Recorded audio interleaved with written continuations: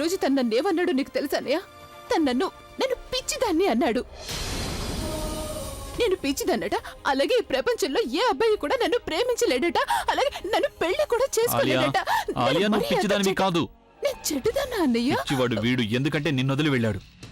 పిచ్చి వీడికి, వీడు ఒక్క అమ్మాయి కోసం కుటుంబాన్నంతటినీ వదిలి వెళ్ళాడు. ఒక్కసారి నువ్వు ఆలియాని మోసం చేసి నీ ధైర్యాన్ని చూపించావు. కానీ బుల్బుల్ని కలవడానికి మళ్ళీ ఇక్కడికొచ్చి నువ్వు ఏదైతే ధైర్యం చేశావో అందుకు నిన్ను ఏమాత్రం వదలను. నిన్నిక్కడే చంపేస్తాను.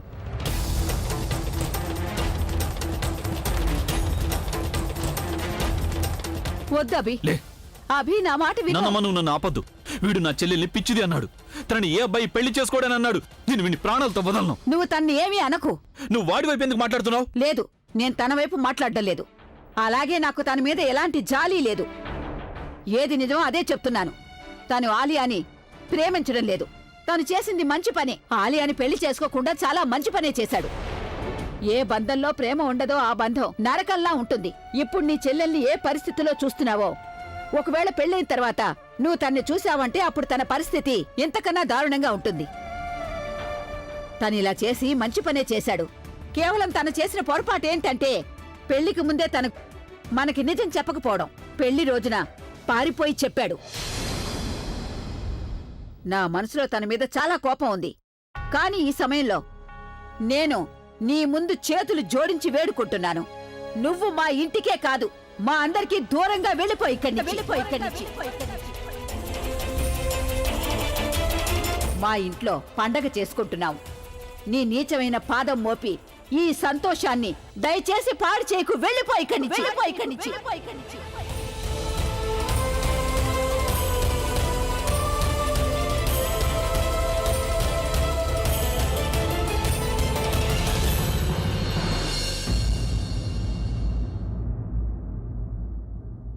ఇదిగో అక్క. పునీత్, ఏమైంది? అంత బానే ఉంది కదా? అత్తయ్య మావయ్య అందరూ బానే ఉన్నారు కదా? నేను నీకు వాళ్ళ గురించి ఫోన్ చేయలేదు. మరి నేను నీకు మ్యారేజ్ హాల్ గురించి ఫోన్ చేశాను. మ్యారేజ్ హాల్ కి ఏమైంది? యాక్చువల్లీ అక్క, నేను ఏదో పనుండి బీఎంసీ ఆఫీస్కి వెళ్ళాను. అక్కడికి వెళ్ళాక నాకు ఈ విషయం తెలిసింది. హాల్ని ఖాళీ చేయమని బీఎంసీ వాళ్ళు నోటీస్ పంపించారని. అలాగే కొద్ది రోజుల్లో వాళ్ళు వచ్చి దానిని పడగొడతారట. ఇక్కడ గురించి నువ్వు అస్సలు ఆలోచించొద్దు. హాల్ కి నేను ఏమీ కానివ్వను ప్రజ్ఞ. హాల్ ని ఎలాగైనా ఆపి తీరుతాను. ఏమైంది? ఏం కాలేదమ్మా. అయినా హాల్ కే అవుతుంది. నీకు తెలియనిదేముంది? కిందటిసారి గేటు విరిగిపోయింది కదా, అందుకే నేను అనుకున్నాను సరే కొత్త గేటు వేయిద్దామని. కానీ నువ్వేం కంగారు పడుకో, నేనే ఒంటరిగా అంతా చూసుకుంటాను. ఆలియా, ఒకసారి నా మాట విను. నువ్వెందుకు ఇంత అప్సెట్ అవుతున్నావు? అప్సెట్ కాకపోతే ఇంకేం అవ్వాలి? తను చూస్తున్నావు కదా, నేను చెప్పాను కదా నాకు రావాలని లేదు అని. నన్ను ప్రవీణ్ బుల్బుల్ ఎంత హ్యూమిలేట్ చేశారు కదా. ఆ బుల్బుల్ ముందు నన్ను ఇన్సల్ట్ చేశాడు తను. ఐ మీన్, నాకు అసలు ఈ పండుగనే సెలబ్రేట్ చేసుకోవాలని లేదు. నన్ను వెళ్ళి. నాకు తెలుసు నీకేదైతే జరిగిందో దానికి నువ్వు చాలా అప్సెట్ అయ్యావు. కానీ ఇలాంటి సిచ్యుయేషన్స్ నుండి నువ్వు పారిపోయావంటే బాధ తగ్గడానికి బదులు ఇంకా పెరుగుతుంది. అయితే నేను ఏం చేయాలి? ఎప్పుడు ఆ బుల్బుల్ని చూసినా నాకు ఏమనిపిస్తుందంటే తన్ని చంపేయాలి. అలాగే నేను. Please relax Alia. నేను నీకేదైతే ప్లాన్ చెప్పానో దాన్ని ఎగ్జిక్యూట్ చేయాల్సిన టైం వచ్చేసింది. ఇలా కాకపోతే అలా, బుల్బుల్ కాకపోతే ప్రజ్ఞ. కానీ నువ్వు వాళ్ల మీద పగ తప్పకుండా తీర్చుకోవాలి. ఓయ్యా, నేను ఇదిలా మర్చిపోయాను. ఆ బుల్బుల్ కాకపోతే తన అక్క ప్రజ్ఞ మీద నేను తప్పకుండా పగ తీర్చుకుంటాను. After all I have to see them in pain. అయితే పద నాతో పాటు. నా కళ్ళజోన్ని డైవర్ట్ చేస్తాను. ఇక నేను నీకేం చెప్పానో అది చెయ్యాలియా. ఈ కొదిలే, నువ్వు తన కోసం అందరి సంతోషాల్ని పాడు చేస్తావా ఏంటి? తను ఇక్కడికొచ్చిన విషయం పూర్తిగా మర్చిపో. చూడు, నీకు ముందు నీ ఫ్యామిలీయే ముఖ్యం కదా. నువ్వు సంతోషంగా ఉంటే మేము సంతోషంగా ఉంటాం. లేకపోతే ఈ పండగ రోజున అందరూ డల్ అయిపోతారు.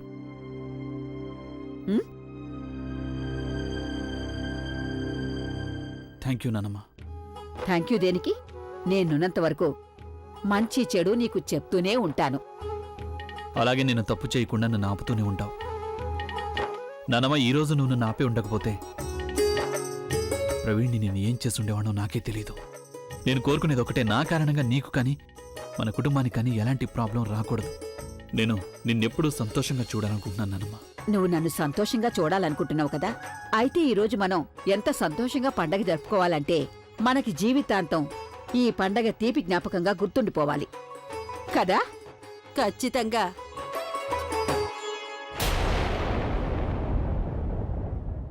ఓయ్, నీ మొహం ఎందుకు అలా మాడిపోయింది?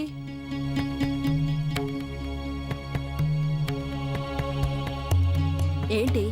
అక్క నేను నీకు విషయం చెప్పాలి. నాకు చాలా అనుమానంగా ఉంది. అనుమానమా? ఆ ఎవరి మీద? తను మీద. ఏం చేసింది తను? తను అభిని వల్ల వేసుకోవాలని చూస్తోంది. నేను స్వయంగా చూశాను. తను అభిని ఏ విధంగా చూస్తుందంటే నాకు తన ప్రవర్తన అంతగా నచ్చడం లేదక్కా. తను అభితో ఏమని చెప్పిందంటే తనంది ప్రజ్ఞ నీ భార్య కావచ్చు, కాని తనకంటే ఎక్కువగా తను అభిని బాగా చూసుకుంటుందని. అప్పుడు నేను తనకి బుద్ధి చెప్పాలనుకున్నాను. ఇప్పుడు తనని బయట గింటేస్తే గాని ప్రశాంతంగా ఉండదు. కాస్త ప్రశాంతంగా ఉండు. మర్చిపోయావా, తను అలియాకి స్నేహితురాలు. ఆధారం లేకుండా మనం అనుమానించామంటే పరిస్థితి తలకిందులవుతుంది. మనం ముందు తన మీద నిఘా వేసుంచుదాం.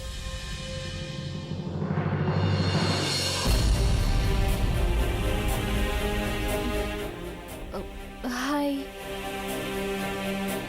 అరే ప్రజ్ఞ ప్రజ్ఞ ప్రజ్ఞ, ఇల్లరా, ఒక్కసారి ఇల్లరా.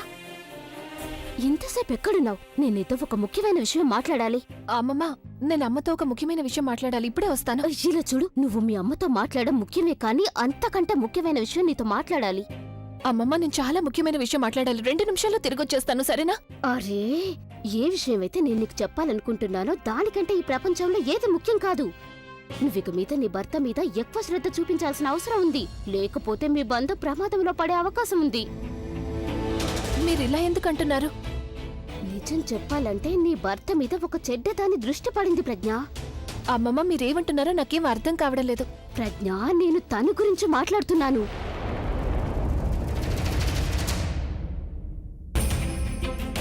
తను అభికి వల వెయ్యాలని చూస్తోంది. తను నీ స్థానాన్ని పొందాలని చూస్తుంది. అర్థమైందా? ఈ విషయం ఈవిడికెలా తెలిసింది? లేదమ్మమ్మ, అలాంటిదేమీ లేదు. మీకెవరు ఖచ్చితంగా అబద్ధం చెప్పుంటారు. ప్రజ్ఞ, నాకసలు ఎవరూ ఏమీ చెప్పలేదు. నేనిప్పుడే నా కళ్ళతోనే నేను చూసొస్తున్నాను. ఇందాక అభికి ఏదో చిన్న దెబ్బ తగిలింది.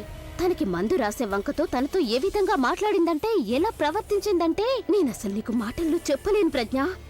తనకి మనందరం ఖచ్చితంగా బుద్ధి చెప్పి తీరాల్సిందే. మేమందరం తన మీద దృష్టి పెట్టించాం. నువ్వు కూడా తన మీద దృష్టి పెట్టు, సరేనా?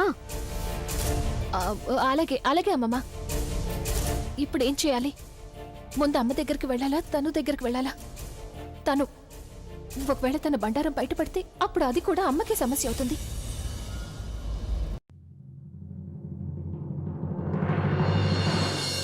నేను నీతో కొంచెం మాట్లాడాలి. ఎక్స్క్యూజ్ మీ, కానీ నాకు నీతో మాట్లాడాల్సిన అవసరం లేదు, ఓకే? నీకు ఏమాత్రం తెలివితేటలున్నా వెంటనే నువ్వు ఇలాంటి చేష్టల్ని ఆపే. యు నో వాట్, నేను అభితో చాలా చక్కగా టైం స్పెండ్ చేసి వచ్చాను. And I'm feeling good about it. నీ ఈ చెత్త వాగుడు విని నిన్న మూడ్ని పాడు చేసుకోవాలనుకోవడం లేదు. So please. నువ్వు ఆయన కలవకూడదని నేను ఎప్పుడూ అనలేదు, ఎందుకంటే నాకు ఎలాంటి అభ్యంతరం లేదు. కానీ నువ్వేం చేయాలనుకున్నా ఇంట్లో కాదు, బయట చేయి. ఈ ఇంట్లోపల నువ్వు ఎలాంటి చేష్టలు చేయడానికి వీల్లేదు. నాకు ఆర్డర్ వేస్తున్నావా? వార్నింగ్ ఇస్తున్నాను. అభి నాకు బాయ్ ఫ్రెండ్. తను నన్ను ఇక్కడికి రావద్దని చెప్పేంత వరకు నేను నీ మాటలు అస్సలు పట్టించుకోను. సో ప్లీజ్, నువ్వు నాకు లెక్చర్లు ఇవ్వడం మాని అలాగే అడ్డుతో ఇక్కడ కూర్చుని నీకు లెక్చర్ ఇచ్చేంత టైం నాకు లేదు. నీతో ఆర్గ్యూ కూడా చేయలేను. ఇంతకు ముందు కూడా ఒకసారి నువ్వు నా మాట వినకుండా సమస్యలో పడ్డావు. నాన్నమ్మ వచ్చిందా? ఎప్పుడు, ఎందుకు, ఎలా వచ్చింది? ఒకవేళ నాన్నమ్మని నీ హోటల్లో కానీ గది చుట్టుపక్కల కానీ చూసిందంటే చాలా పెద్ద గొడవ అవుతుంది. మళ్ళీ నీకు అలాంటి సమస్య రాబోతోంది, కానీ నువ్వు నా మాట వినిపించుకోవడం లేదు. ఫైన్, తర్వాత నీ ఇష్టం. ప్రాబ్లం నీది, నువ్వే సాల్వ్ చేసుకో. నీకోసం నా టైం ఎందుకు వేస్ట్ చేసుకుంటున్నానో అర్థం కావడం లేదు. ప్రాబ్లం రాబోతుందా? ఎక్కడి నుండి? ఏంటి సరళ, బుల్బుల్ పూర్ణిమ ఎక్కడున్నారు, కనపట్టలేదు? ఇందాక బయట అభి ప్రవీణ్ విషయంలో ఏదైతే జరిగిందో ఆ తర్వాత బుల్బుల్ అభి ముందుకు రావడం మంచిది కాదని నాకు అనిపించింది. అందుకే నేను వాళ్ళ ముగ్గురిని ఇంటికి పంపించేశాను అత్తయ్య. చాలా మంచి పని చేసావు. అమ్మ ఎక్కడుంది? తనతో నేను వెంటనే మాట్లాడాలి. హే ఆగు, నువ్వు చెప్పేదేదో పూర్తిగా చెప్పు వెళ్ళు. నాకెవరి వల్ల ఏం ప్రాబ్లం రాబోతుంది? చూడు, నీకు చెప్పాల్సింది ఇందాకే చెప్పేశాను. నాకు వేరే పనుంది. నన్ను నీ వెనక తిప్పుకోవడం నీకు చాలా సరదాగా ఉందా? నీకు చెప్పాలని లేకపోతే అసలు దీని గురించి ఎందుకు స్టార్ట్ చేసావు? చూడు, వేస్ట్ చేసుకునేంత టైం నా దగ్గర లేదు. నువ్వు కూడా నీ టైంని వేస్ట్ చేసుకోవద్దు. నువ్వు నీ ప్రాబ్లమ్ని సాల్వ్ చేసుకోవడానికి సొల్యూషన్ వెతుక్కో, లేకపోతే చాలా పెద్ద సమస్యలో ఇరుక్కుంటావు. తర్వాత దాని నుంచి ఎలా బయటపడాలో తెలియక కష్టపడతావు. తను కళ్ళజోడిని డిస్ట్రాక్ట్ చేస్తోంది. నేను నా పని పూర్తి చేసేయాలి.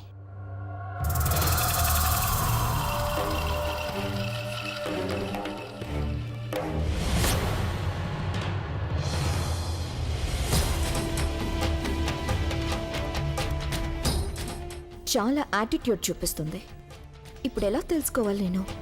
ఏం ప్రాబ్లం రాబోతుంది నాకు?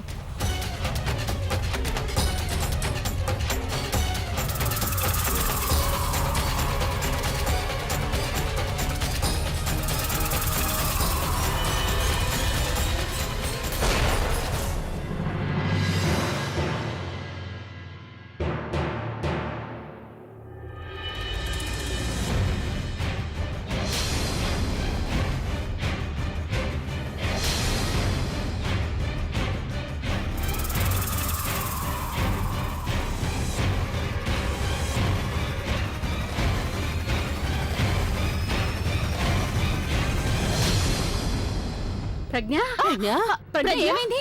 ఏమైంది సరళ? అత్తయ్య, ఏమైంది? ప్రజ్ఞ స్పృహ తప్పి పడిపోయింది. ప్రజ్ఞ, అయ్యో ప్రజ్ఞ, ఎవరు చేశారు ఈ పని? ఎవరు కాల్చారు టపాకాయలు? అభి, ఏంటా అక్కడే నిలబడ్డావే? త్వరగా అమ్మాయిని పట్టుకో, గదిలోకి తీసుకెళ్ళు. రా, త్వరగా రా. త్వరగా రా బాబు, త్వరగా. ఆకాష్, నేను డాక్టర్ని తీసుకొస్తాను. త్వరగా వెళ్ళి తీసుకురా.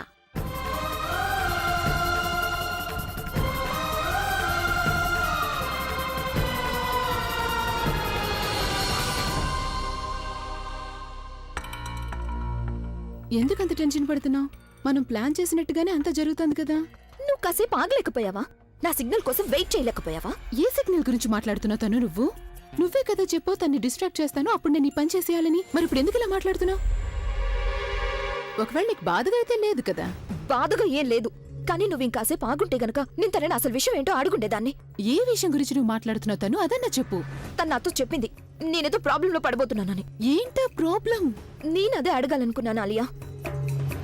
గాడ్ నోస్ తనకి ఎప్పుడు స్పృహ వస్తుందో, ఎప్పుడు నాకు దీని గురించి చెప్తుందో. తనకి స్పృహ రావడానికి ముందే నేను ప్రాబ్లంలో ఇరుక్కుపోయానంటే ఏం చేయాలి? నాకిప్పుడు ఒకే ఒక దారుంది. ఎక్కడైతే ప్రాబ్లం వస్తుందో ఆ ప్లేస్ లో నేను ఉండకూడదు. నేను అసలు ఇక్కడ ఉండకూడదు, ఎందుకంటే ఇక్కడ నాకు సమస్య వస్తుంది. అందుకని నేను వెళ్ళిపోవాలి. Just relax. తనకు అసలు ఏమీ తెలీదు. నిన్ను భయపెట్టడానికి అలా చెప్పుంటుంది. నువ్వు అనవసరంగా టెన్షన్ పడుతున్నావు. Just relax, okay? ఏమీ కాదు, సరేనా? ఇక పద, లోపలికి వెళ్దాం. తన పరిస్థితి ఎలా ఉందో ఏంటో.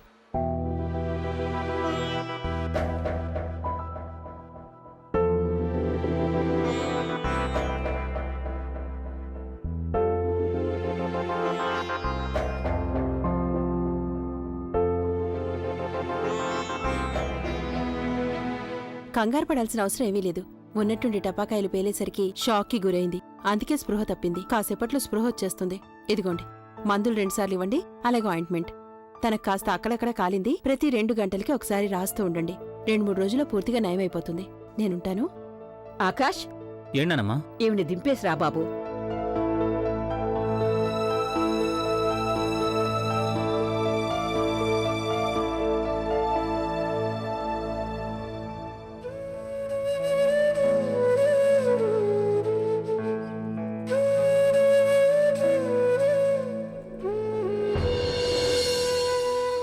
నువ్వింకా చూస్తూ నిలబడ్డామే. ఆయింట్మెంట్ తీసుకురా. అమ్మాయి కాళ్ళకి రాయి. నేనా? అరే నానమ్మా, ఆయింట్మెంట్ నువ్వైతే చాలా బాగా రాస్తావు కదా, నువ్వే రాయి నానమ్మా ప్లీజ్. నేను కూడా తనకి రాయొచ్చు గాని, ఇదిగో ఆయింట్మెంట్ నీ చేత్తో రాస్తేనే తనకి త్వరగా తగ్గిపోతుంది. కానీ నానమ్మా, నేను నీ అజాగ్రత్త వల్ల అమ్మాయికి ఈ రోజు ఇంత ప్రమాదం జరిగింది. నువ్వు అమ్మాయిని ఒంటరిగా ఎందుకు వదిలావు? ఇప్పుడు నేను నీకు శిక్ష వేస్తున్నాను. 2-3 రోజుల వరకు అమ్మాయిని నువ్వే జాగ్రత్తగా చూసుకోవాలి. అంతేకాదు, తనకి పూర్తిగా నయమయ్యేదాకా ఈ మందుని రాస్తూ ఉండాలి.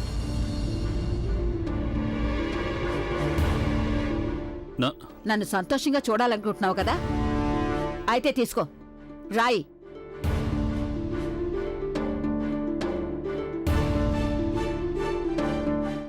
పట్టుకో.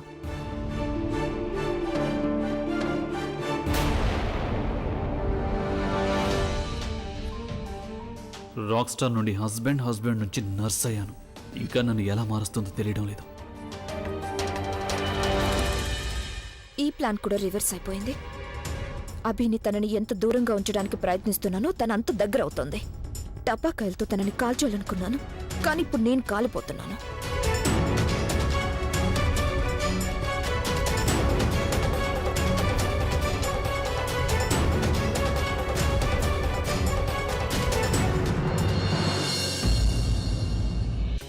వదిన గారు, మేమింక బయలుదేరతామండి. మంచిదండి.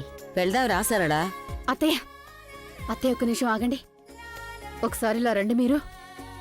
నేనేమంటున్నానంటే ప్రజ్ఞకి ఒంట్లో బాగలేదు కదా, నేను ఇవాళ రాత్రికి ఇక్కడే ఉండిపోతాను. తన్ని దగ్గరుండి చూసుకుంటాను. ఆ నువ్వు తనని చూసుకుంటావా? మరి నిన్నెవరు చూసుకుంటారు? అత్తయ్య, ఒకవేళ నేను ఇంటికొచ్చినా సరే ప్రశాంతంగా ఉండలేను కదా. ప్రజ్ఞ గురించి ఆలోచిస్తూ ఉంటాను కదా అత్తయ్య. మీరెందుకు ఇంత ఆలోచిస్తున్నారు? మీరే విన్నారుగా డాక్టర్ గారు ఏం చెప్పారో. కంగారు పడాల్సిన అవసరం ఏమీ లేదు, అంతా సర్దుకుంటుంది అని. అభి అదే విధంగా ప్రజ్ఞని చూసుకుంటూ ఉంటే చూడండి, ఒక్క రోజులోనే నయమైపోతుంది. మీరు చెప్పింది కూడా నిజమే, కానీ చిన్నప్పటి నుంచి ఈ రోజు వరకు ఎప్పుడు తనకి దెబ్బ తగిలినా సరే నేనే తనకి మందు రాస్తూ వచ్చాను. ఇక ఇవాళైతే తనకి బాగా దెబ్బ తగిలింది కదా. నేను ఇక్కడ లేను అంటే నాకు అస్సలు ప్రశాంతంగా ఉండదు. నేనున్నానంటే తనకి వెంటనే నయమైపోతుంది కూడా. నువ్వు అసలు ఇంటికి రావద్దు, ఇక్కడే ప్రజ్ఞ పక్కనే ఉండు. ఎందుకంటే ఈ ప్రపంచం మొత్తంలో నువ్వు ఒక్కదానివే ఉన్నావు కదా ప్రజ్ఞ గురించి ఆలోచించడానికి. తన గురించి అభి ఆలోచించడం లేదు. ఎందుకు నువ్విలా వెర్రిదానిలా మాట్లాడుతున్నావు? ఇంకా తనేమైనా చిన్న పిల్ల? తనకు జలుబొస్తే ముక్కు తోడడానికి, దగ్గొస్తే ఇంకా నువ్వే మందు తాగిస్తావా? ఇప్పుడు తను పెద్దదైపోయింది, పెళ్లి కూడా అయిపోయింది. ఏ ఆడపిల్లకైనా పెళ్లి అయిపోతే కూతురు మాత్రమే కాకుండా భార్య కూడా అవుతుంది. తన భర్తకే అందరికంటే ఎక్కువ హక్కు ఉంటుంది. అయినా వదిన గారు, అసలు విషయం నాకిప్పుడు అర్థమైంది. నిజానికి నా కోడలు సరళ పూర్తిగా నంబర్ 1 పని దొంగలా మారిపోయింది. అందుకే ఈ రోజు ఇక్కడే ఉండాలనుకుంటుంది. రాత్రంతా మేల్కొని కూర్చుంటుంది, తెల్లారేసరికి ఆరోగ్యం పాడవుతుంది. అప్పుడు ఇంటి పనులు చేయడం నా వల్ల కాదని చెప్పేయచ్చు కదా. అది విషయం. ఏంటి అత్తయ్య, నేను ఎప్పుడైనా ఏ పనైనా చేయనని చెప్పానా మీతో? అది కాకుండా మొత్తం ఇంటి పనంతా నేను ఒకదానే చేయగలిగేంత ఓపిక ఉంది నాలో ఇంకా. అయితే నిరూపించి చూపించు. మీరిద్దరూ గొడవ పడుతూ ఉంటే కూడా మీ మధ్య ఉన్న ప్రేమే కనిపిస్తోంది నాకు. భగవంతుడి దయ వల్ల మీ ఇద్దరి మధ్య ఈ ప్రేమ ఎప్పటికీ ఇలాగే ఉండాలి. ఇప్పటికైనా వస్తావా లేక చేయి పట్టుకుని లాక్కెళ్ళమంటావా? పద. అత్తయ్య, నేను ఒక్కసారి పైకి వెళ్ళి- పదమ్మా. వెళ్ళొస్తాం పిన్ని గారు. మేము వెళ్ళొస్తాం అత్తయ్య, వదిన గారు. ఒక్కసారి నేను తనని ఇంటికి తీసుకొచ్చేటప్పుడు రోజు తన దెబ్బల మీద కారం చల్లాలనుకున్నాను. కానీ ఇప్పుడు తన దెబ్బలకి నేనే మందు రాయాల్సిన పరిస్థితి వచ్చింది. తనకి 2-3 రోజుల్లో నయం అవుతుంది. కానీ ఆ తర్వాత నాకొచ్చే పరిస్థితికి ఏ డాక్టర్ దగ్గర ఎలాంటి వైద్యం ఉండదేమో అనిపిస్తోంది.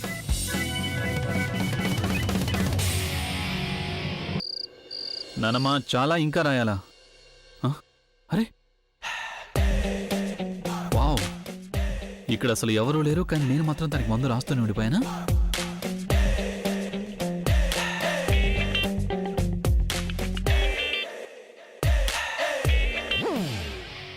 ఇది తన తపస్సు నుండి మామూలుగా లేచేలా కనిపించట్లేదు. ఇప్పుడే నేను తన తపస్సుకి భంగం కలిగిస్తాను. ఏయ్ కళ్ళజోడు, నాకు తెలుసు నువ్వు స్పృహ తప్పినట్టు నాటకం ఆడుతున్నావని. ఇక నీ నాటకాలు చాలు, అందరూ వెళ్ళిపోయారులే. ఇప్పుడు నేను నీ కాళ్ళు పట్టాలా? లేదంటే ఈ ఆయింట్మెంట్ని నీ మొహానికి రాసి ఫేషియల్ చేస్తాను. లేదు, ముందు నేను నీ మొహం కాల్ చేస్తాను, ఆ తర్వాత ఈ ఆయింట్మెంట్ని నీ ఫేస్ మీద రాసి నీకు ఫేషియల్ చేస్తాను. లేస్తావా లేదా? చాలా చిత్రమైన యాక్ట్రెస్ లా ఉంది. ఇప్పుడు నేను తన యాక్టింగ్ పురుగుని బయటికి రప్పిస్తాను.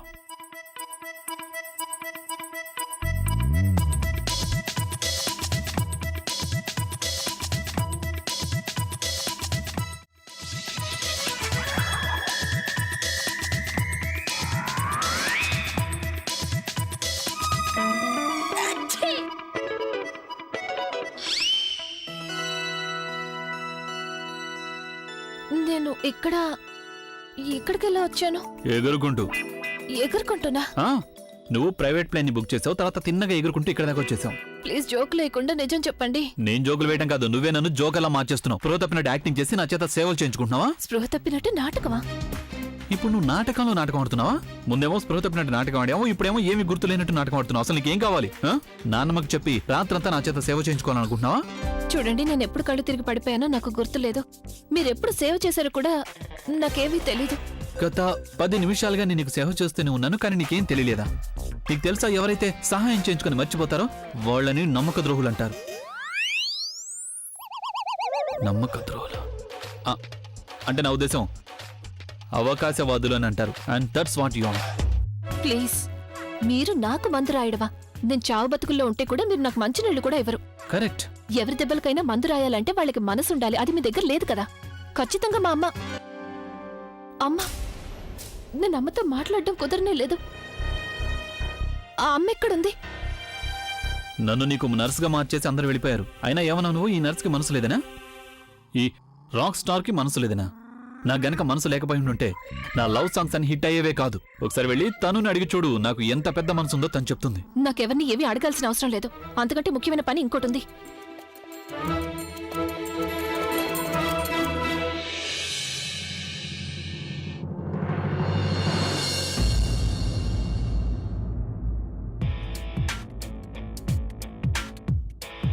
మీ మనసు ఎంత మంచిదో ఇప్పుడు తెలిసింది. నేను అవకాశవాదులకి ఏమాత్రం సహాయం చెయ్యను.